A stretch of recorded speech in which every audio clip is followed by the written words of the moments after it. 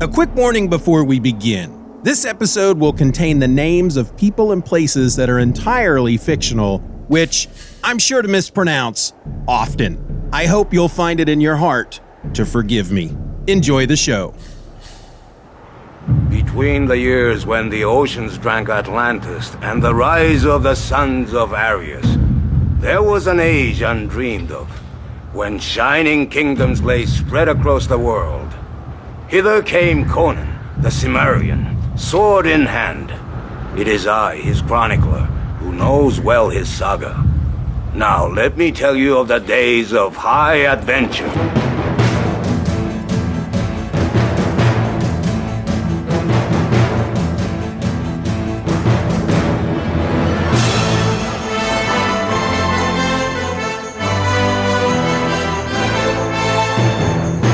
Hey folks, welcome back to Hither Came Conan, a podcast where I am reading all of the original Robert E. Howard Conan stories and then seeking out and reading the various comic book adaptations, and then I talk about them here on the show. I'm your host. My name is Steeven, and this is episode number 3, which, guess what? We're going to talk about Conan. But before we do, I have a couple of items. First up, I need to correct an error I made in the previous episode in which at one point I said that the Phoenix on the Sword was the final Conan adventure in regard to Conan's fictional timeline. It was the first story published, and then I said it was probably the last Conan story in the Conan timeline. Here, I'll tell you what, let me just play the tape for you. I'm not 100% sure, but from what I understand, the Phoenix on the Sword, as far as the stories that Robert E. Howard wrote, the Phoenix on the Sword is the final Conan story as far as if you're looking at Conan's life in a linear fashion. So yeah, I was wrong. And I'm never afraid to admit when I'm wrong. I mean, I am wrong a lot. So the idea of trying to fight against that and always being like, hey, well, no, I wasn't wrong. Let me tell you why. And trying to come up with creative reasons why I wasn't wrong. It just sounds really exhausting. So I'm always going to admit it. Now, I will point out, however, as you heard from the tape, I did say that I might be wrong when I made the statement. So yeah, I always have that to fall back on. Well, that's because you're an idiot. Now, our second item here is a bit more exciting because it happens to be my first bit of listeners' feedback.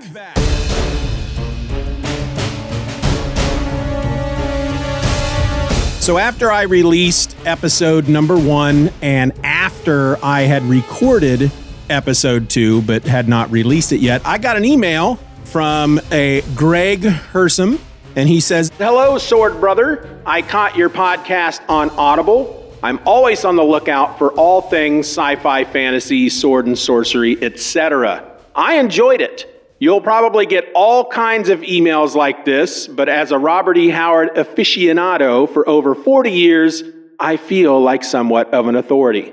Just so you know, Marvel lost the license to Howard Properties again a couple of years ago, and now Titan Books, or the publishing house that owns Titan, does. In fact, they just released a new Conan pastiche novel last December, Conan Blood of the Serpent, by S.M. Sterling.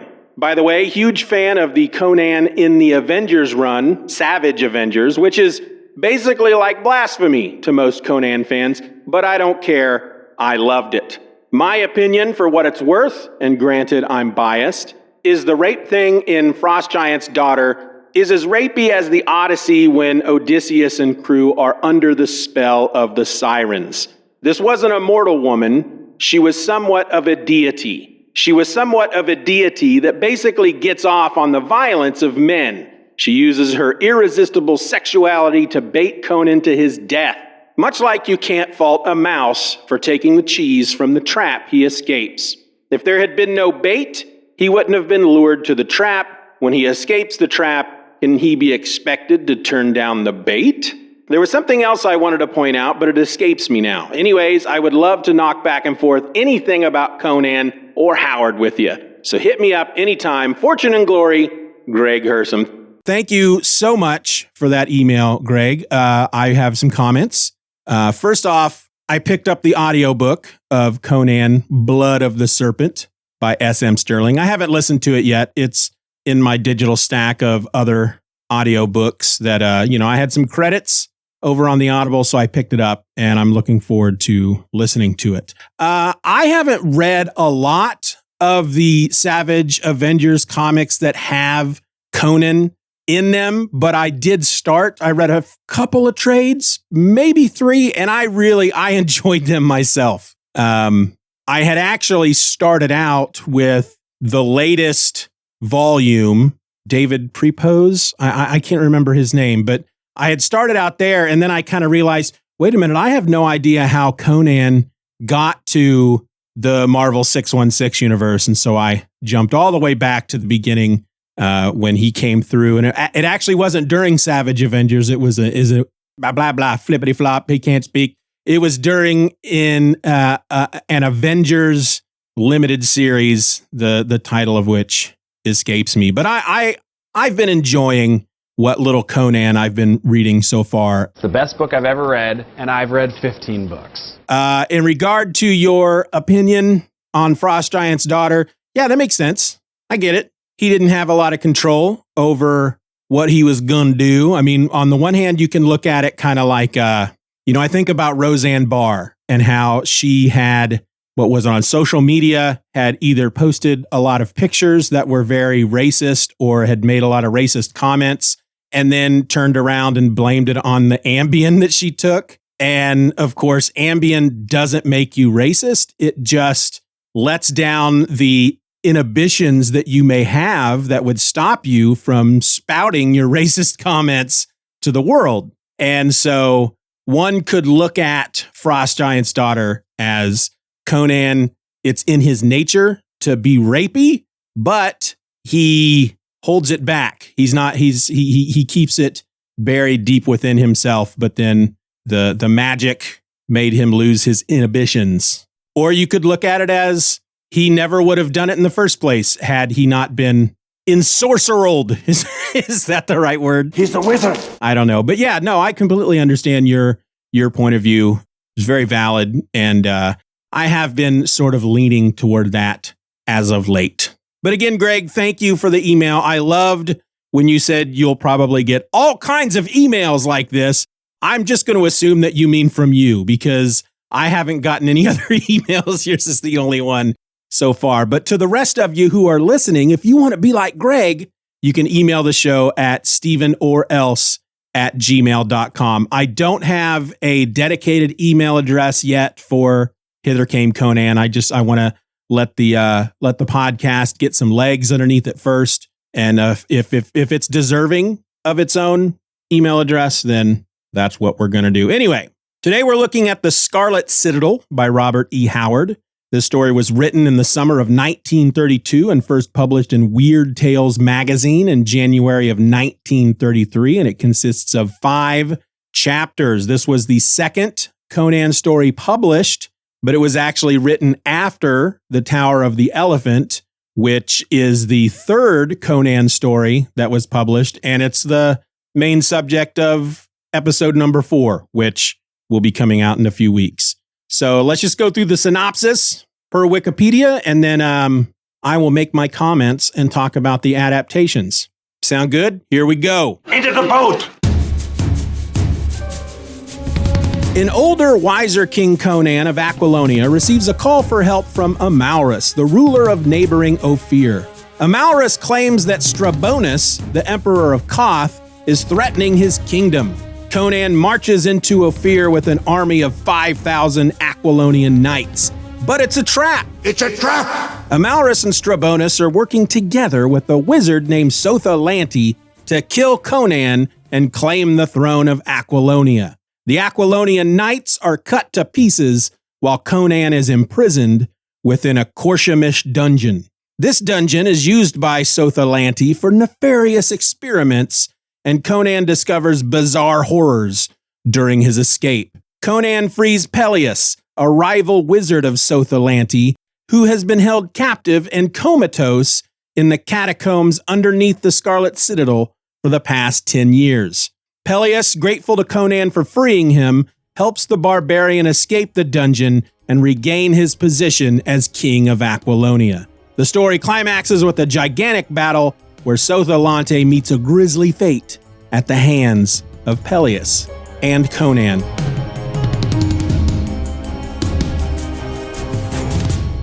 So, the opening of this story, for me, reinforces just how badass Conan is, because he is, as the story opens, the battle between Conan and his 5,000 strong force and King Amalrus and Emperor Strabonus and their like 30,000 strong force. That battle is winding down, and Conan is actually the last man standing on his side, and he's standing alone among the corpses of his army.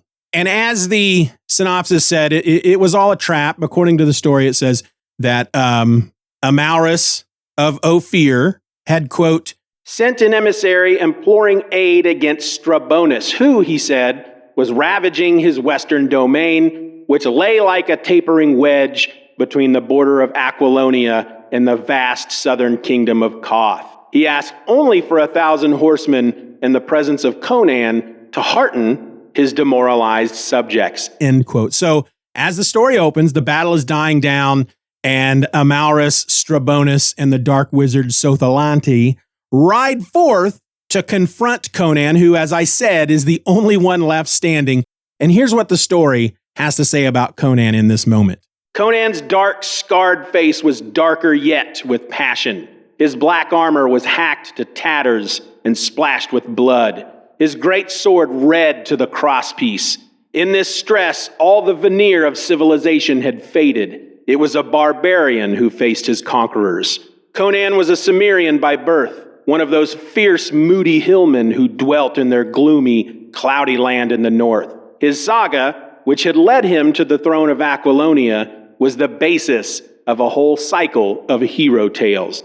So, Amalrus and Strabonus with an army at their backs, and Conan, the only one on the opposing side who's still left alive, the two kings still have enough sense to approach Conan with a healthy amount of caution and respect for, Conan's skills in cooking fools, which is why at this point Strabonus orders his archers to take Conan out. But Sotha, the dark wizard, who is actually the true leader of this conquering force, he stops Strabonus, telling him that he wants Conan alive. And Strabonus, his reply is, again, this just shows how badass Conan is. So Strabonus says, "Easy to say," snarled Strabonus, uneasy, lest in some way the black-mailed giant might hew a path to them through the spears. "Who can take a man-eating tiger alive? By Ishtar, his heel is on the necks of my finest swordsmen. It took 7 years and stacks of gold to train each, and there they lie. So much kite's meat. Arrows, I say." And I have to admit that when I got to this point in the story, I was like, kite's meat? What the flippin' flip is kite's meat? So I took that quote and I threw it out there online in the social medias, and I got a couple of responses back over at Spoutable. You can find me over there by looking for @Steeven or else. I put it out on Twitter. I put it out on Facebook. And within 5 minutes, I had my answer on Spoutable, and I never heard anything on Twitter and Facebook, and eventually just deleted those posts. But like I said, I got a couple replies. The first one is from Chris Flory @KFoxDinky. I might put their handles in the show notes if anybody wants to go check these folks out. But they said, a kite is a bird of prey. I would guess the author meant they were easy targets or not long for this world. And then Barbara Edelman @BarbaraEdelman said, "A kite is a large scavenger bird, much like a vulture. Depending on where you live, you can sometimes see them, vultures, not kites, hanging out around roadkill. I just Googled, and they also eat living animals. So after reading both of those explanations and then going back and reading that quote again, basically what Strabonus means is, there they lie, so much kite's meat, is his best swordsmen are all dead. Conan killed them all, and basically all that's left of them are for the scavengers to come and eat. Anyway, so Sotha dissuades Strabonus from using his archers to take out Conan, and he goes and takes out Conan all by himself. He just kind of walks over to Conan, who's standing there with blood dripping off his sword, and Conan lunges at him, ready to cut Sotha down, and the wizard just kind of steps aside, gently places his hand on Conan's arm, and Conan basically just falls to the ground, paralyzed. Speaking of Sotha, I wanted to read this bit from the story when he first appears in the story, this just so you understand who we're dealing with. Of this Kothian wizard, dark tales were told. Tousle-headed women in northern and western villages frightened children with his name, and rebellious slaves were brought to abased submission quicker than by the lash, with the threat of being sold to him. Men said that he had a whole library of dark works bound in skin flayed from living human victims, and in the nameless pits below the hill whereupon his palace sat, he trafficked with the powers of darkness, trading screaming girl slaves for unholy secrets. He was the real ruler of Koth. I really enjoy Robert E. Howard's writing. Now that I'm 3 stories in, I didn't care too much for Frost Giant's Daughter. It was Phoenix on the Sword that really kind of turned me on to the way Robert E. Howard writes and his descriptions and just the way he presents things, be it Conan or this dark wizard. I'm really enjoying it. Anyway, so Conan's paralyzed, and they slap some chains on him and they throw him in the back of a chariot because they're going to take him back to Korshamesh, which is the capital city of Koth, where Strabonus rules, even though he's basically just a puppet for Sotha.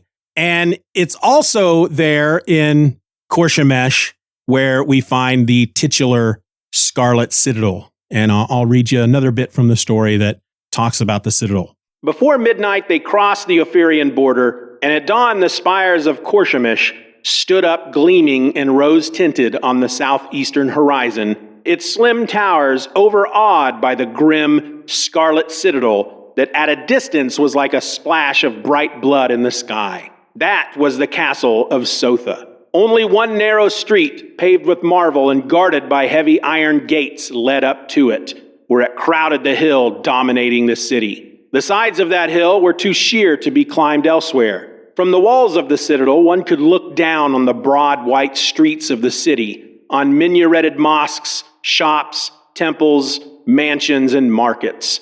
One could look down, too, on the palaces of the king, set in broad gardens, high-walled, luxurious riots of fruit trees and blossoms, through which artificial streams murmured and silvery fountains rippled incessantly. Over all brooded the citadel, like a condor stooping above its prey, intent in its own dark meditations. So, yeah, the Scarlet Citadel doesn't sound like a nice place. Hither Came Conan will return after these messages.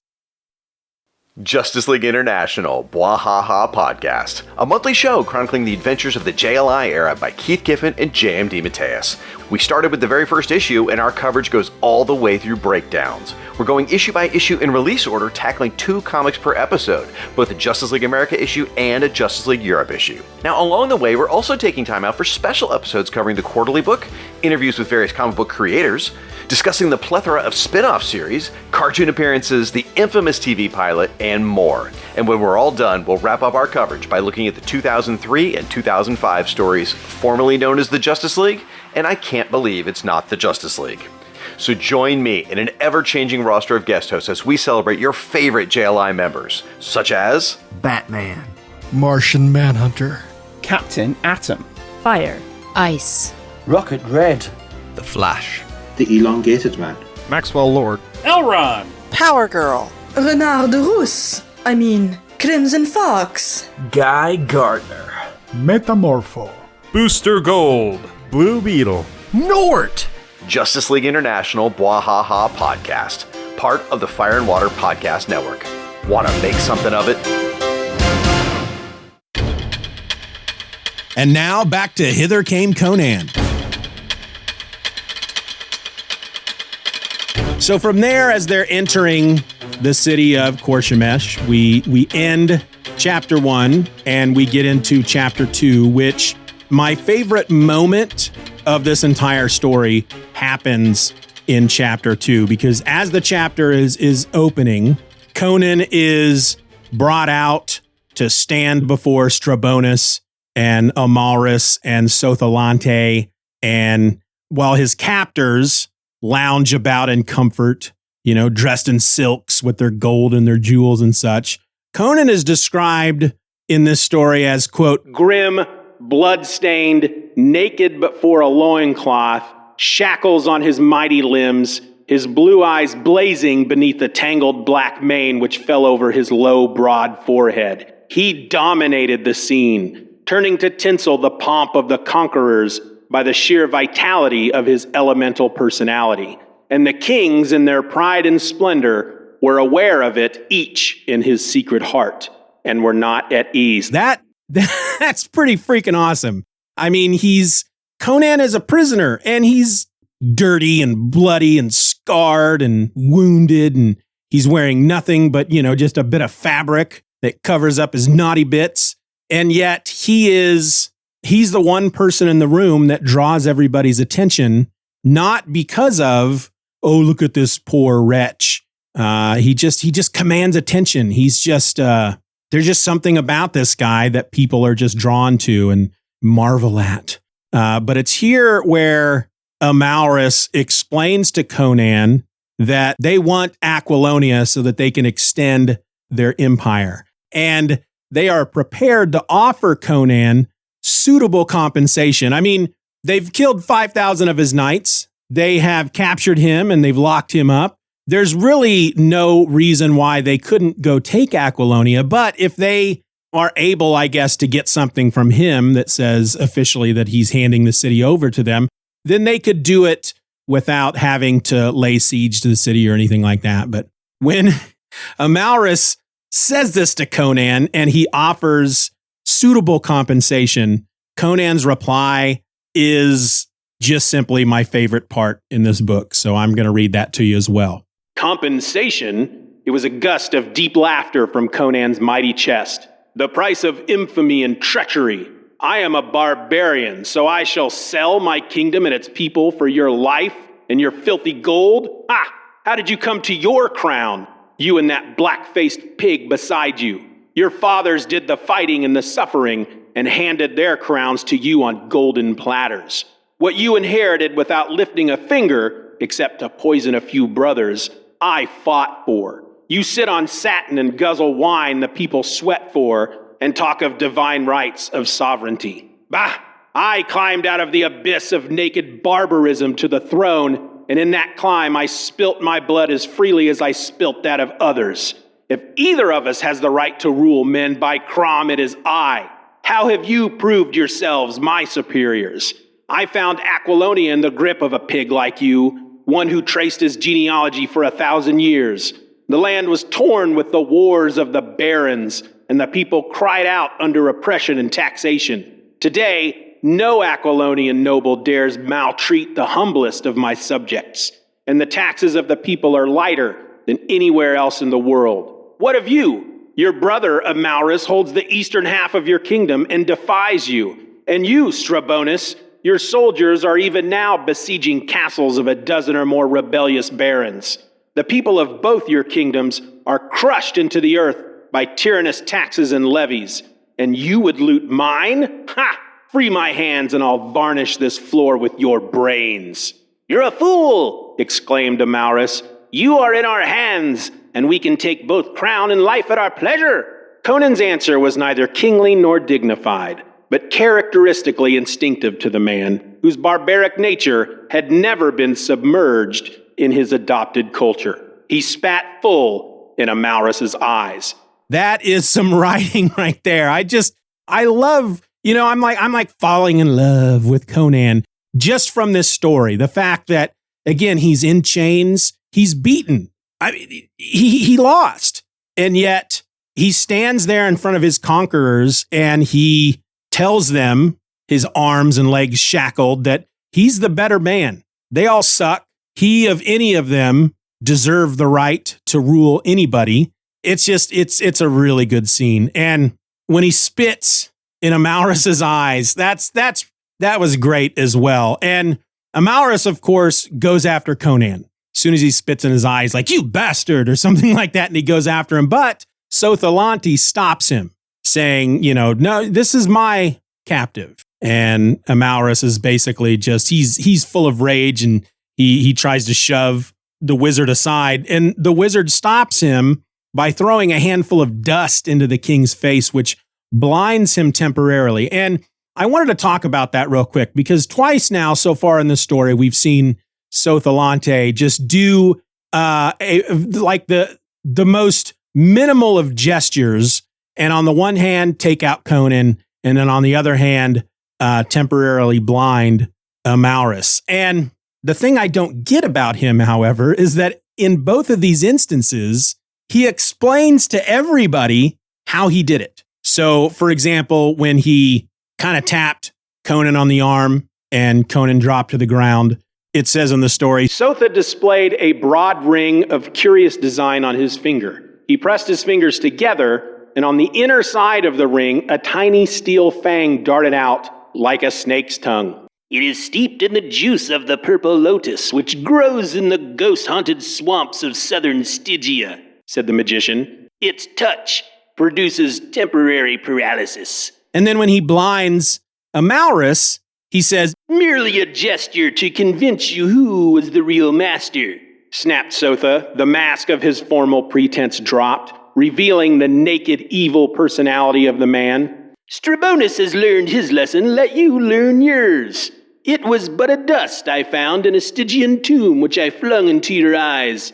If I brush out their sight again, I will leave you to grope in darkness for the rest of your life. So I don't know if it's ego that causes him to want to explain to people how he took Conan out and how he blinded Amalrus temporarily. I mean, you would think a wizard who is not using magic and who has a reputation, and he can use magic. That comes up a few times in the other areas of the story, but in these two cases, he's not using magic. But for folks who don't know any better, people who are standing around watching this happen, they're like, oh my gosh, look at the magic that he's done. All he did was touch Conan on the arm and Conan dropped. And to me, if you don't explain to them how you did that, that makes you more mysterious, and people are going to fear you more because they have no idea the kind of power that you wield. And yet he, no, I got this ring. See, I got this neat little ring. I bought it in a shop, and it's got this little needle in it, and I put some liquid in it that poisons and paralyzes people. And it's no big deal. Anybody could do it, basically, I got this powder. I threw it in his eyes. You could have done that to me. I don't understand that about this character. Why would he do that? And I think it's ego. I think he's basically just telling everybody, well, this is how I did it, and I could do it again. And regardless of the fact that I'm doing something that anybody else could do, I'm still more powerful than all of you, and you all fear me. So I don't know. I think that speaks volumes about who this character is. The fact that he doesn't, again, I think it's ego that he doesn't possess the ability to not explain himself, I guess. He can't just hang back and go, yeah, that's right. Look at how mysterious and powerful I am. Fear me. It's very strange. Anyway, they lock Conan up in the dungeon. It's like a series of catacombs under the Scarlet Citadel, where Sotha hangs his hat or his robes or whatever. And it's in these catacombs where he conducts evil experiments on people and whatnot. And we're introduced to a guy named Shakili. He is the jailer. And there's a big iron barred gate that leads into these dungeons, and you can only open it from the outside. Even from the inside, reaching through the bars, you can't, the the mechanism is nowhere near the bars. So even if someone was in the dungeon and they weren't chained up, they can't get out unless somebody on the other side opens up that gate. Well, they drag Conan in and they basically put him in the main first open room here of these catacombs, and they chain him to a wall. And they leave to go to Aquilonia to conquer it. And Conan, his chains were fastened to a ring, which is buried in the stone wall, and all his strength, he can't break the chains or anything. And then I don't know if they really talk about how long he's there before he is greeted by the first horror of the catacombs, and it is a freaking giant snake that is scales. The snake's scales are white, which Conan surmises means that the snake has never seen the light of day. And the snake's freaking huge. Its head is as big as Conan. And the snake is kind of looking at him, and Conan's kind of standing still. And he's realizing at this point, all right, well, I'm dead. I'm going to do what I can to inflict some damage on this freaking snake, but it's going to kill me. I'm ready. I'm ready to meet my maker. But then the snake kind of hears or senses or smells something and then goes running off. And then this great big old dude comes in as a black man. He's a slave, and he's completely naked, and he's carrying a sword in one hand, and he's carrying keys to the shackles on Conan's wrists and I guess his legs and whatnot. He's carrying those keys in the other hand. And we find out that he has come to kill Conan because Conan, before he was a king, we learn in this story that at some point in his past, he was a pirate of some sort. And during his life as a pirate, apparently he killed this slave's brother and would have killed this other guy too, but this guy managed to escape. They lived in this area where they were basically the lords of all they surveyed. And then Conan and his pirates came and sacked the town, and Conan killed his brother, and then this guy escaped and was then captured and sold into slavery. And so he's here to pay Conan back. But before he can do anything, suddenly the snake is back, strikes from the shadows, and quickly kills this dude and wraps it up and pulls it back into the darkness. And as this happens, the guy drops both the keys and the sword. Conan is able to get both of them and unlock his manacles. He runs over to the gate. Old Shikuli's out there, and he won't open the gate, of course, for Conan. And Shikuli is kind of an idiot. He's standing there at the bars going, ha, I don't care that you ain't got your manacles on. You can't get out. You're still trapped. And as he's gloating, Conan just stabs him through the bars and kills him. And then Conan has to, he can't get out through the front gate. So he delves deeper into the catacombs to see if he can find another way out. And he encounters a lot of different strange, horrific creatures. And at one point, he comes across this guy, Peleus, who is entombed in a plant of some sort, this big evil looking plant that's got this guy all wrapped up in its vines. And there's a part of it. It's kind of almost, it makes me think of Little Shop of Horrors, except for just eating him. These bits of the plant come out, and from the way they describe it, it's like it's sucking the life force out of this guy, and he's basically in a coma. And so Conan cuts the plant down, killing the plant and freeing this dude, who we learn is a wizard named Peleus, and he's been a captive down here of Sotha for 10 years, and he had no idea how long he'd been down there, because the entire time he's been in this kind of coma state. And now that he's no longer being, ravished by this plant, the longer he is away from this plant, the more he starts to regain his strength. And Conan has heard of his name. He knows him as a famous wizard who disappeared, or as he thought, died 10 years ago.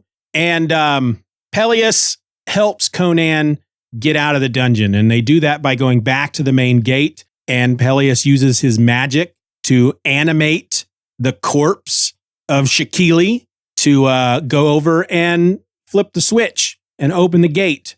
And you get this sense, because at one point, as they're heading to the gate, the snake comes back out, and it's getting ready to take a big old bite out of Conan. And then it sees Peleus behind Conan and basically runs away like a frightened dog. Yipe, yipe, yipe, yipe, yipe, yipe, yipe, yipe.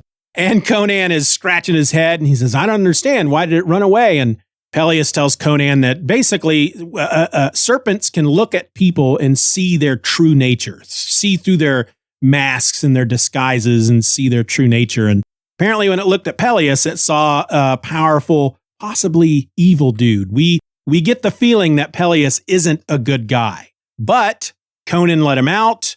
They both hate Sotha, so the enemy of my enemy is my friend. They go up into the castle, the Scarlet Citadel, and they're hanging out in like Sotha freaking bedroom or something, and they're drinking wine. And there's a crystal ball there that through Peleus, Conan is able to see kind of what's going on over in Aquilonia at this point, and he can see that it's under siege. And that the army that left from Korshemish are on the way, and soon his city will be conquered. And he's pretty upset about that. He even says out loud that if he could get to Aquilonia right away, he could help put a stop to this. And so Peleus says, well, come with me. And they go up into this, out on this balcony, and he does some magic and he summons some kind of winged creature. And the way the story describes it, Peleus says, there are creatures not alone of earth and sea, but of air and the far reaches of the skies as well, dwelling apart, unguessed of men. Yet to him who holds the master words and signs and the knowledge underlying all, they are not malignant nor inaccessible. So he summons this winged creature. It's described as a huge bat-like creature, had a 40-foot spread of its giant wings, and Conan saw that it was neither bird nor bat. I'm trying to find more here because I feel like there was something else that they said about this thing. Hither Came Conan will return after these messages.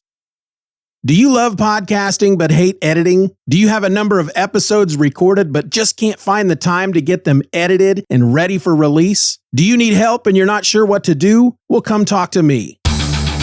My name is Steeven. I have over a decade of experience recording and editing my own podcasts, and I want to put those skills to work for you. I can remove that background noise. I can reduce silences. I'll remove all of your ums and your uhs, as well as your throat clearings, sneezes and coughs and such. And I can even add your music and whatnot. And hey, my prices are quite reasonable. Check out edityourpod.com to get started. That's edityourpod.com. Or just reach out to me directly. Email edityourpod@gmail.com. Tell me what you need, and I'll tell you how I can help. And more importantly, quote you a cost. edityourpod.com. Get started today.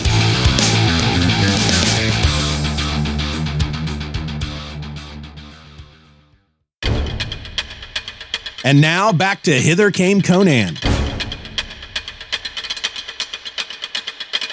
So when we go back to, he climbs up on this creature's back and they fly off. And when they arrive at Aquilonia, they further describe the creature. It says, the sun was rising over the eastern towers. Out of the crimson dawn came a flying speck that grew to a bat, then to an eagle. Then all who saw screamed in amazement, for over the walls of Tamar swooped a shape such as men knew only in half-forgotten legends, and from between its titan wings sprang a human form as it roared over the great tower. So, just based on what little description we get of this thing, I pictured it as a dragon, or maybe like a wyvern. I think that's what they're called from D&D, which is basically a smaller dragon that just has back legs, doesn't have front legs, has the wings instead. That's the way I pictured it. Now, I'm not going to really get into the other adaptations just yet, but I can tell you that in one of the adaptations, this winged creature basically is like a pterodactyl. And then in another adaptation, it's just some weird looking freaking Cthulhu-like thing. It's like a bat with a Cthulhu head on it with all these tentacles and stuff coming off its head. So when I saw the pterodactyl or pterodon or, that type of creature, that made perfect sense to me. It's like, oh, okay. Because the whole thing here where it says a shape such as men knew only in half-forgotten legends makes me feel like this is something that used to be around and people kind of remember hearing about these creatures. And so for me, while I was thinking dragon, Petrodon, or whatever the flip they're called, that made a lot of sense. But then the other version that had this weird freaking Cthulhu-headed creature on a bat's body, that obviously was just the artist taking artistic license with the thing. But it allows Conan to get back to the capital before the army arrives, and he's able to gather up all his forces. There's a guy who is of royal blood, maybe, basically he's the guy that Sotha and Strabonus and Amalrus set up as the new king of Aquilonia, who I think it's Arpello. And there's already like a lot of fighting going on in the city because the rumors are that Conan is dead and this Arpello guy is the new king, and many of the soldiers who were loyal to Conan leave, and others, start. There's like a civil war fighting within the city, and then Conan shows up, and Arpello, who is a prince, he lands. He jumps off of the creature and lands like on this balcony next to this guy, and just picks him up and heaves him off the battlements and kills him. And everybody's all happy to see Conan because obviously he's a good king and he treats his people well. And so he's able to get everybody together and get an army massed, and they head out the front gates to meet Amalrus and Strabonus and Sotha and their army. And there's the entire chapter 5 is mostly the battle. And of course, Conan and his forces win.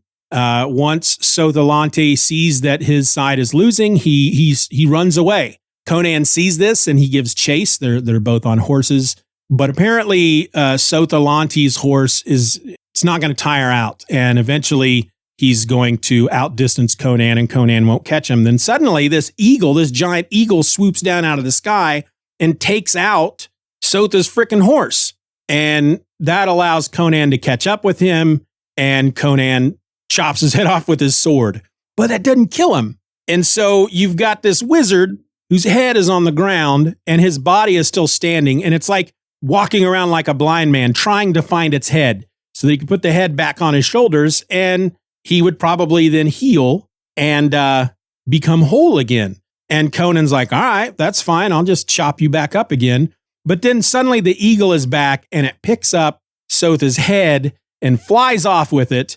And Sotha's headless body goes running off after it into the distance. And the eagle is laughing with a human voice. So we have to assume that that's Peleus with his last bit of revenge on Sotha. And then that's pretty much where the story ends. Into the tunnel!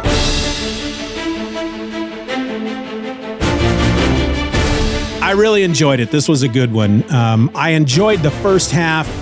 I'll say I enjoyed the beginning and the end. I didn't so much like all the stuff in the dungeon. That kind of stuff, I don't know. I'm not into like dungeon crawls and weird horrors, as they would call them. Just these unformed creatures that you are in the dark. I don't know. I don't like a lot of that too much. So while I really enjoyed the beginning and I really enjoyed the end, all that stuff in the middle I didn't really care for all that much. But let's talk about the adaptations real quick. It's been adapted twice. The first time was by Marvel Comics in the Savage Sword of Conan issue number 30 from April of 1978. It had a cover price of $1, and it was written by Roy Thomas with art by Frank Brunner. Now, Savage Sword of Conan was a magazine. It wasn't a comic book, and it was black and white.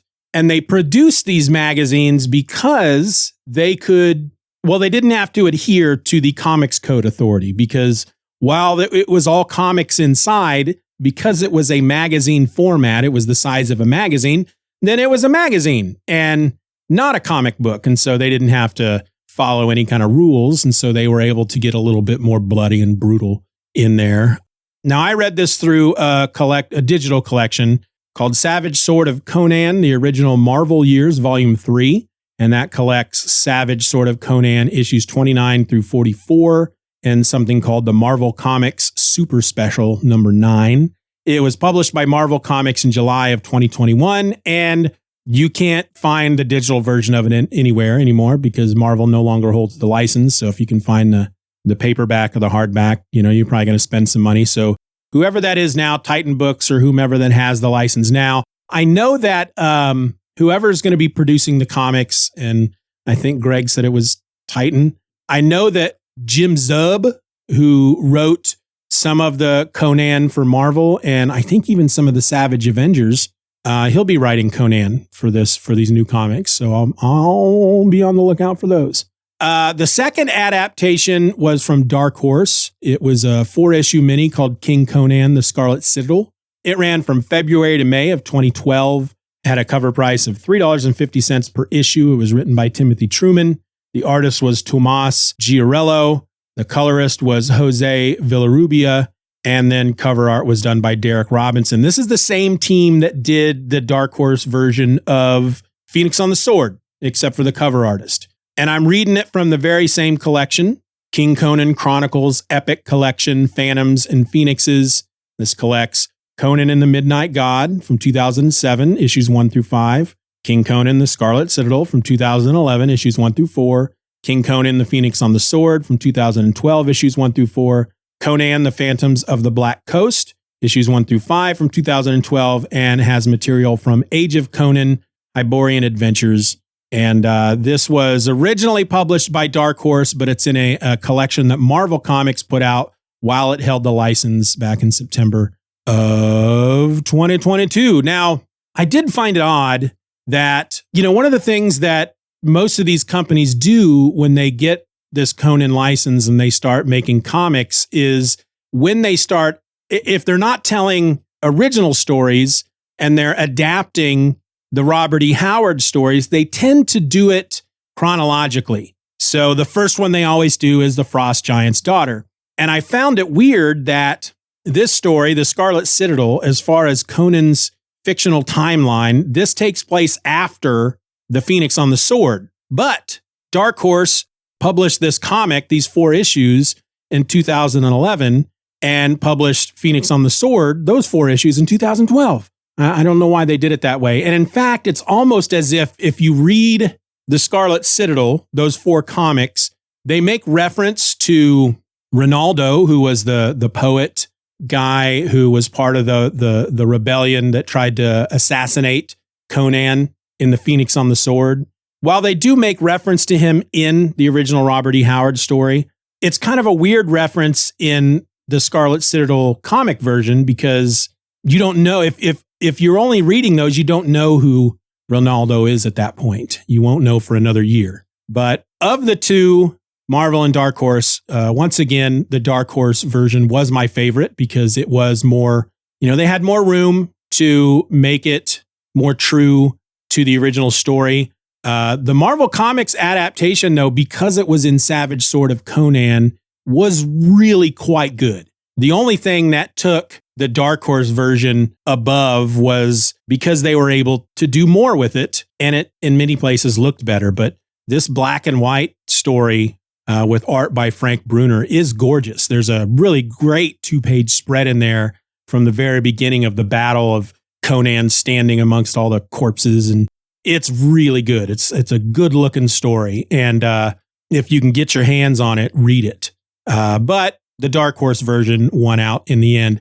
However, there was one part in the Dark Horse version that was just a bit different than the Marvel version and the original version, which was there's a moment down in the dungeon after Conan frees Peleus in which Peleus is talking about Sotha. And in the Marvel version and the original version, I'm gonna read you the quote from the Robert E. Howard story, but they basically use the same quote, or at least close enough that it means the same thing. But he says, "As for Sotha, men say that a dancing girl of Shadazar slept too near the pre-human ruins on Daggeth Hill and woke up in the grip of a black demon. From that unholy union was spawned an accursed hybrid men call Sotha." So in both of those versions, the original and the Marvel version, Peleus is basically saying, I don't think that Sotha is human. I am human. I don't think he is. men say that this is, this is the rumor. But in the Dark Horse version, he says it as if it's fact. He says, well, at least I'm human. Sotha Lante's not. His mom slept with a frickin' demon. And, he says it as if he knows that this is a fact. I don't know why they made, it's a small change. And I don't know why they strayed from the original on that one bit. But like Phoenix on the Sword, the Dark Horse version had this framing device where you've got a King Conan who is much older than the Conan we have in these stories.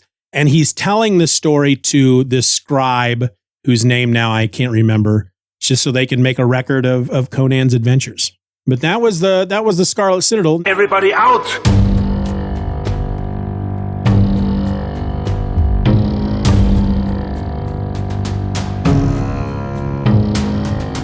Now that I've read 3 of Conan's adventures so far, I know I've read others in the past, I just don't remember them off the top of my head, but as we go through these, I'm going to start ranking them. So, with 1 being the best, and then in this case, since we're just talking about 3 being the worst. So if I'm ranking them that way, then Frost Giant's Daughter is number 3, Scarlet Citadel is going to be number 2, and then Phoenix on the Sword is my number 1 story so far. And honestly, everything about the opening and the ending of Scarlet Citadel was so much better than a lot of the stuff in Phoenix on the Sword.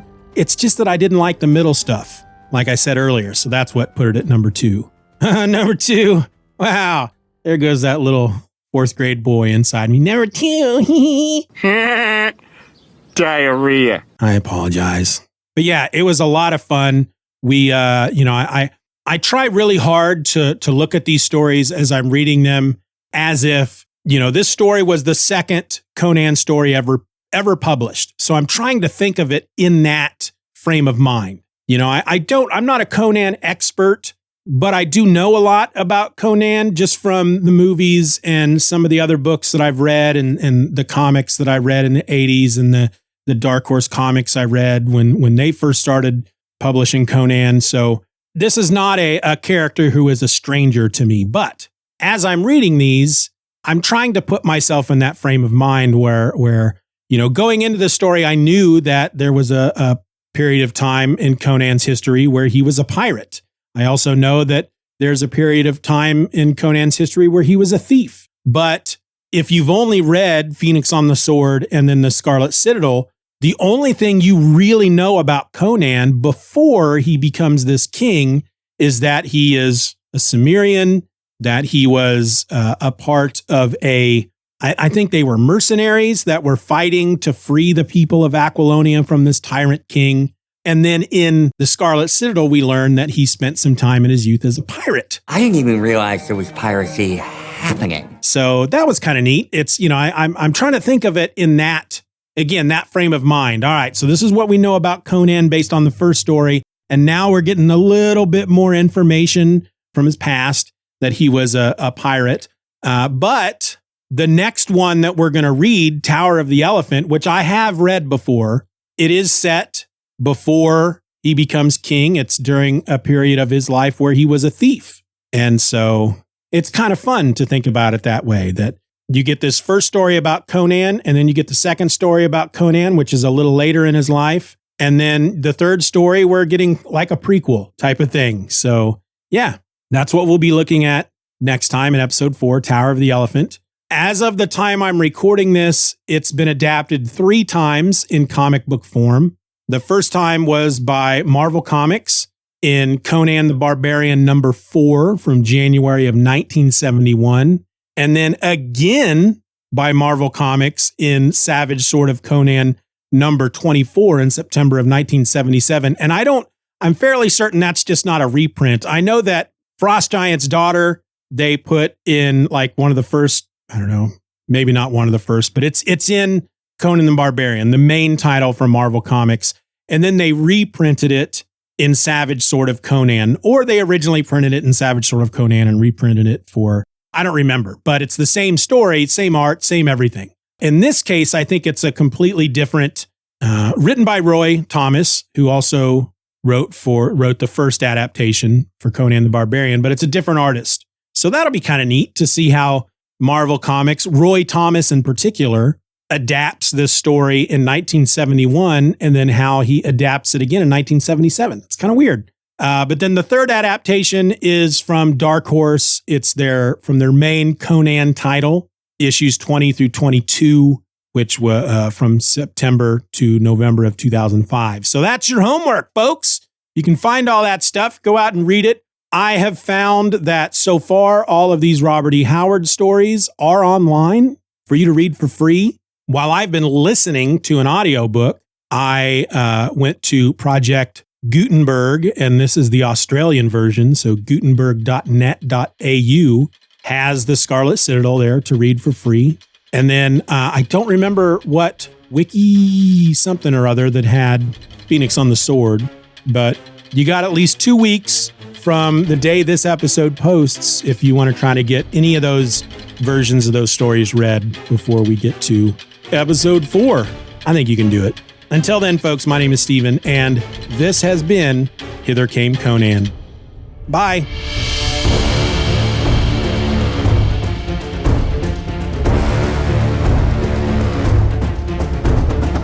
I want to thank you for listening to this episode of Hither Came Conan. Questions and comments can be directed to feedback@hithercameconan.com or come join us on social media. Just look for @Conan Podcast on Twitter and Blue Sky and @Hither Came Conan on Instagram, Threads, and Facebook. If you enjoyed today's episode, please rate the show over at Apple Podcasts or wherever you're listening.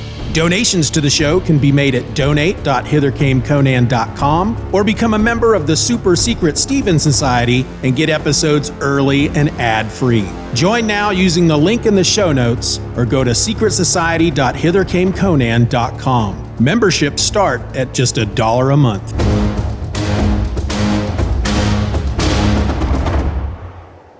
Many wars and feuds did Conan fight. Honor and fear were heaped upon his name. In time, he became a king by his own hand. This story shall also be told. An older, wiser King Conan of Aquilonia receives a call for help from Amalrus and Strabonus. An older, wiser King Conan of Aquilonia receives a call for help from Amalrus. Jesus fucking Christ. An older, wiser King Conan of Aquilonia receives a call for help from Amalrus. Jesus Christ Almighty. An older, wiser King Conan of Aquilonia receives a call for help from Amalrus, the ruler of neighboring Ophir. Amalrus claims that Jesus. One more fucking time. An older, wiser King Conan of Aquilonia receives a call for help from Amalrus, I don't want this to put me in a bad mood. An older, wiser King Conan of Aquilonia receives a call for help from Amalrus, the ruler. Jesus, fuck. Amalrus, the ruler. I just don't think I can move through life knowing that a guy named Steeven did this to me. How could you let this happen, Steeven? Your podcast sucks. Enough talk.